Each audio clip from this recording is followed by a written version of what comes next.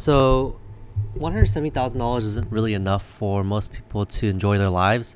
It's definitely enough for people to live on, but I kind of just went from a really drastic change. I moved, well, I didn't move, but I traveled from San Diego, California to Florida, and I'm in Jacksonville right now, and it's actually quite nice. It honestly feels like Hawaii. One of my good buddies lives here, and I've asked him to like, hey, let's move together because we do business together. Like, move a little bit closer. He's asked me like, hey, let's move closer somehow, but it's kind of hard just because we have our families in different spots and the communities that we're used to. And yeah, we say it's hard, but honestly, we just don't want it enough. But hopefully, we do want it one day enough, or like life just happens, and we end up being closer because he's a really good friend. But just comparing like how people live here and how people live in San Diego, it's way different. It honestly feels like vacation here. Of course, there's their bad spots. So if you go down to like Miami or something like that, from what I remember when I was younger, it was quite rough and not everyone was in a good spot. But no matter where you go, there's always gonna be people struggling. Unfortunately, we do our best to like do our part and make things better. And in that case, I don't think it's about like going like to every single person. If you're just a nobody like me, like I don't really have that much power. I have a lot of power over my own life, but not power over others. That's more like a government thing, and that's up to them to figure out if they want this to go well. And it starts with like schools, tax breaks, like how we educate people on stuff. But I guess I'm going off topic, so I'm gonna reel myself back in. So 170K isn't enough, and what I mean about that is like the house I'm in here is just way more affordable than it is in San Diego. Like this house, I think was like 350, 315, and it's huge, guys. It's like 2,000 plus square foot, really nice amenities, really nice yard. And imagine like that mortgage payment is technically half of what my $860,000 home in San Diego costs. And the wages are not much different, actually. I think wages are actually rising in Florida, where most people actually are catching up to San Diego. So you take the same income. So say you make $170,000, you don't pay state income tax, from what I remember in Florida. First of all, that's more money in your pocket. You could afford a home that's not $860,000 as a starter home that needs work, that needs to be fixed.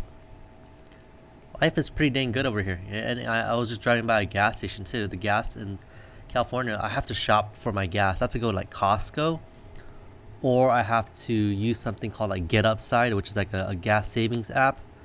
Yeah, and I've saved like $300 on it throughout the life I've used it, which is quite a while. Like, but what it actually does for me is just helps me locate really cheap gas. But yeah, gas in San Diego is like $4 to $5, and when I shop around for like a Costco, or if I look for the cheapest place on Get Upside, it's like $4.20. It's like $4.50. And if you're like down towards the beach area, it gets even more insane, like $4.50 to $5 and $5 plus. I was just driving around in Florida and I saw gas for like $2.89 per gallon in November 2024. Like, it's still pretty good. And if you're making $170,000, it's enough over here. That's probably why there's such a mass migration from California to Florida to Texas, just because everything's you basically become middle class again. Because if you make $170,000 in California, you're almost, you feel poor, that's for sure, especially even as a doctor, because you have all those taxes. First of all, you have most of us, at least my audience or people I chat with, they want to invest. They want to have something to retire with. And to do so, you most commonly use your 401k. So if you're contributing 17% against your 401k, or like 12%, whatever they allow, I don't really do 401ks anymore. But I suggest people always get the match if that's an option. So if you can match 6%, go match 6%. It's pretty much free money. Don't stop throwing money away. It's like the easiest 100% that you'll ever make.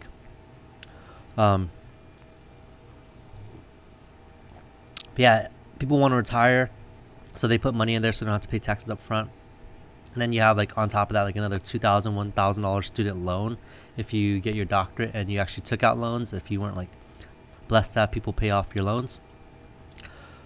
Plus, you got your new mortgage. So if it's $3,500 every single month, which is a pretty standard monthly payment. If you buy a condo, which is like $500,000, $400,000 in San Diego, and you have like an HOA, expect a $3,000 mortgage payment. So 3,000 times 12, that's 36,000. So just imagine this: like you get out of school, you imagine to be a doctor, and they tell you you make a lot of money, like 170,000, a lot of money, right? I'm a doctor of pharmacy, by the way. I used to make $170,000. That's why I always use that number. But yeah, you get taxed half already. So now you're at 99,000. You invest 170,000 at 12% of that. So you invest, what does it end up being? So 10% times 170, that's 17,000 plus maybe a little more because 12%. So we'll just say $21,000 into your bank account. So now you went from 99,000 to 80,000, and then you want to pay off your student loans because you want to be a decent human being. You want to pay people back who you say you're going to be paying back. So, or you just want to take care of people. I guess I get harsh words. Sorry about that. I don't know if I should have said that. Oh well. But yeah, 80,000 minus 12,000. So now it's $68,000 left. Now you're sold on American Dream, and you want to buy a house. That's 3,000 times 12. That's 36,000. So now you're at 68 minus 36. So that's 2 minus 3. So you're at $32,000 in income for yourself. And now say you want a child, or you have a spouse, or you want to go on vacation, you have like $3,200. Child on itself usually costs like $20,000 a year to have one, unless you're just really lucky to have like a family around with you, and they can basically like use their time and money they should have been paid to help you. So then take another $20,000 from that $32,000, you're left with $12,000 for like gas, going on vacation, spending time with your spouse, your partner, eating out. So you can tell like you're gonna have to become very crafty very quick. Like it's not like a lot of money. Like it's a lot of money because I've seen people do it with $35,000, $40,000.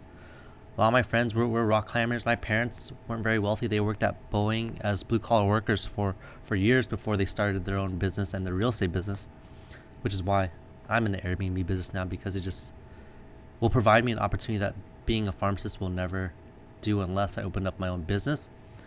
But I didn't have the skills to open up like $1 million pharmacy and buy all those drugs and sell them, which I would have made money because the pharmacy I worked at, like every time I've worked at a pharmacy, I track the numbers and I see how much I make for them. I also track like the systems overall, and I was like, oh, this is pretty doable. I can hire another pharmacist for $170 if I make $800 to $1 million per year. It's going to take time, obviously, and the risk is on me, but the reward is also on me too. But for me at the time when I was really exploring stuff, I just didn't understand pharmacy. Looking back, I might have considered opening up my own pharmacy. Like I would have done something like an SB loan. Like if someone taught me about this, like an SBA loan, like a Small Business Administration loan. And I probably would have like raised money with my family and friends that convinced like, hey, no, I'm 25 years old. I'm a pharmacist. I don't have the money to actually buy a pharmacy, but I'm fairly confident that I can make it work. Because one thing I've learned in life is if you're good at one thing, it translates well to another. So if you're a really great student, you really apply yourself, the number one thing that's going to stop you from being successful is actually just being afraid. Everyone's like, how do I know it's going to work? Because some people like clear guidelines. They want insurance. They want safety. And that desire for safety is actually what's going to stop you from being successful if you're like a straight A student. If you're not a straight A student, you need a straight A student with you. So that would be a potentially good partner. So like the boring people, they execute so well. Like they just do the same thing over and over, and it just they're so consistent and they do it well, and they seem to love the consistency. But for non-straight A students, entrepreneurs, people like you, what I found is you guys operate a little bit differently. You like the randomness and the spontaneousness. So yeah, that's my spiel on why I think Californians are struggling. and like gas prices are insane. Food prices have like doubled. Like I'll go to like In and Out now, and I'm like, oh man, these burgers used to be like $3 or something like that, and now it's like $7 for a double cheeseburger in San Diego. Groceries, like every time I'm like watching the person scan, like, oh, stop, the price is like too high, I can't afford it. So now I don't even want to buy groceries. But yeah, it's all about like reducing your. At the end of the day, it's like all about like personal finance, like understanding all these numbers and realizing the macroeconomic things. So like the big picture of finance is like what's going on in the world. And to me, what's going on in the world is not going to get any better in California. I think that 170 is going to turn into like pretty much nothing. And I don't know what their plan is when it gets really bad. Like, are they just going to turn everyone homeless? And is it just going to be a state for really rich people where people who work in restaurants live on the streets, or they do what I do sometimes, which is like live in my car and then just like find a gym to shower or shower at home and then rent out the home. Or I live with my girlfriend right now, so that's kind of but when she's working during the daytime, I pretty much just stay in my car all day. So I think I'm in my car like 12 hours out of the day. And I've learned to nap in there, learned to eat in there, learned to record videos. But today, again, I'm doing a project in Florida. So I'm actually in Florida again, doing another Airbnb setup. That'll add another $100,000 to our bottom line, which I'm really excited about, which is why I like business. And if I'm not gonna talk about it here, by the way. So if you want to learn about Airbnbs, it'll be in another video somewhere in my list. I'll put it in the description for you guys. But yeah, you need to build a business to escape that $170,000 trap, because again, wages are not increasing the right way. Like my bestest raises as like a pharmacist was like 2%. Inflation was once at like 7 to 9% or something like that, something crazy. Homes are getting more expensive because they've printed out so much money, and when people print out money, inflation happens. And for asset owners, people who own things like stocks, real estate, gold, it's a plus. And that's why I think people who are struggling day to day, and they don't have any assets, they need to focus on figuring out how to do that. Even if like you're hungry, like the way my family got about like to owning assets was actually figuring out how to use loans. Like they use like first time home buyer loans. They put money down. We ate fish at a lake for food, like if we were really hungry, like and yeah, we literally went to like Lake Paris in Riverside, California, or Moreno Valley. I forgot where it's at.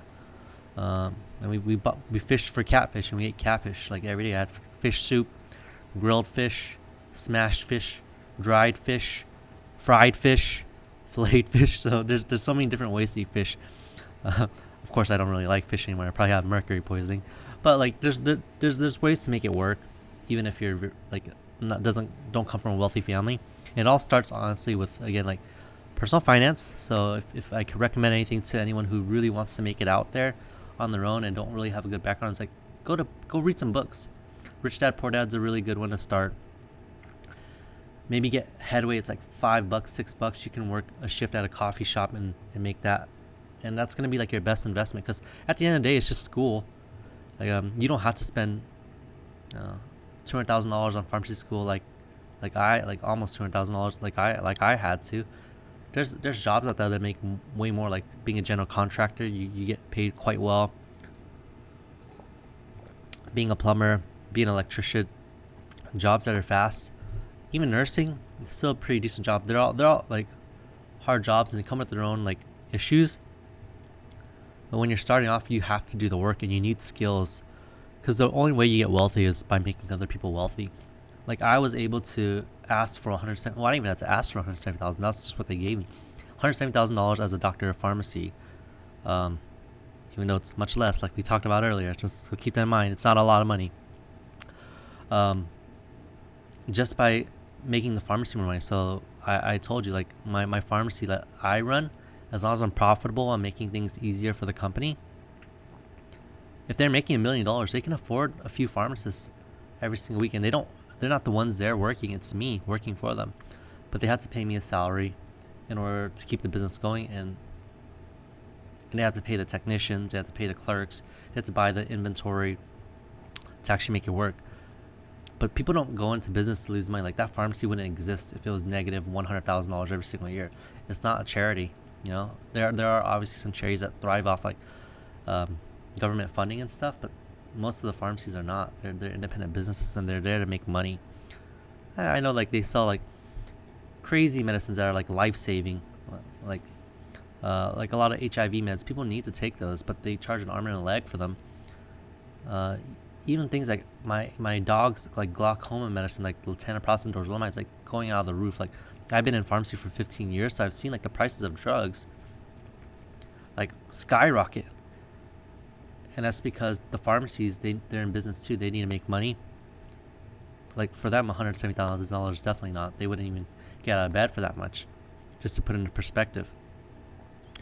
But yeah, if you build more skills, you become more valuable. That's how you get wealthier real fast. So if you're new, you're young, starting off, college isn't a prerequisite. It helps you. Like, open up your imagination, but it's not always worth it. Like, if you're spending $200,000 on an experience, think of it as vacation versus actually like education. Education is honestly like when you commit and you have the intent to better yourself and to get more skills. So if you're going to college for that reason, I'd say it's almost invaluable.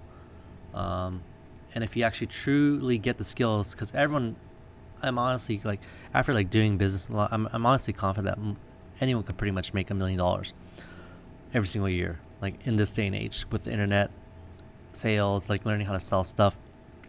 Because that's what I did as a pharmacist. I just sold stuff for other people, and they made $1 million per year. Like, it wasn't anything fancy. It was a brick and mortar business. It might not have been net, but there have been ways to actually make it net. I could have opened up another pharmacy. I could have taught other pharmacy owners how to open up a pharmacy and charge that way. And that's just how it goes. Like the cost to not, like, I read this, I heard this on a podcast. It was like the cost to not know how to make $1 million is whatever you make now. So it's like $1 million minus whatever you make now. So $1 million minus, like, say you make 170,000. Your cost for not knowing how to make $1 million is 1 million minus 170. So you're paying $830,000 every single year to not know the skills to make $1 million. And it's wild to me to think about that, especially because money impacts so many people so much, like money and life, and just like, having the free time. So yeah, enjoy your life. I know I'm starting to rant now, so I think I'm gonna wrap this up. But here's another really fun like framework I heard the other, like, money is important and you need it to basically cover your basics. So this is like after you've covered everything, you have enough money, you're living well. Is if you were offered $1 million, people would say you're pretty happy, right? Like, you'd wake up the next day pretty happy, and most people say yes. So if someone offered you $3 million the next day, but they said you couldn't wake up, would you take that deal? And most people would say no, I'd rather live. So based off that framework, you should technically, you just basically told me you value you're like waking up more than $3 million. So we should wake up every day like we just want $3 million, because we're alive and we have the ability to work. We have the ability to enjoy the things in life, like spend time with our kids, play with our dogs. As long as you figure out that strategy to, again, make your $1 million a year, because I honestly think that everyone can do it. $170,000 is not enough. It's not going to cut it in San Diego, California, unless you want to live in your car like me, or you want to be frugal, but you're limiting yourself, and it's just not fun in my opinion.